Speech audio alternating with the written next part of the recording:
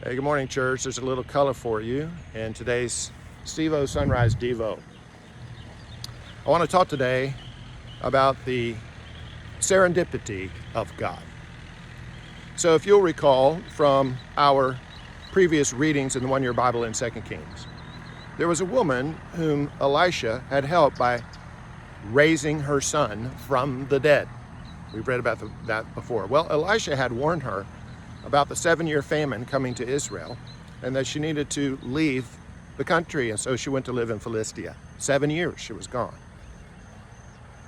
Toward the end of that time period, Elisha's servant Gehazi was talking to the king of Israel, and the king said, "Tell me some stories of the amazing things that Elisha has done."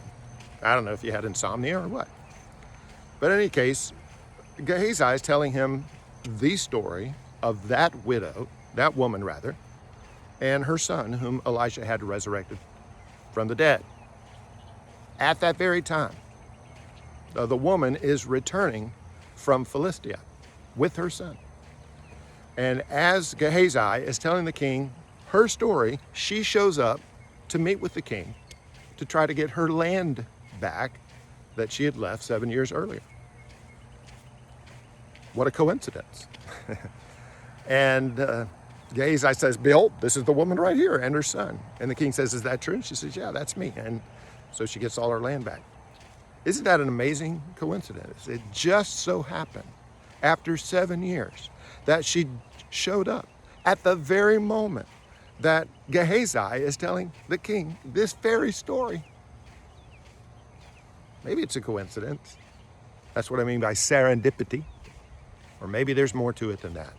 Providence is the word that theologians give to the working of God in our lives in non-miraculous ways. Of course, God works miracles. We read about one today in the New Testament portion of today's one-year Bible reading. But by and large, there's a principle called the parsimony of the miraculous. And that means that miracles don't happen that often, by definition. But that doesn't mean God is not working in your life and mine. He is. He's moving in our lives. People, circumstances, timing, places, resources. God's all up in our lives in a providential way. Trust today in the serendipity of God. That's what I'm going to try to do, and perhaps you will as well. My serendipitous friends, God loves you, and so do I.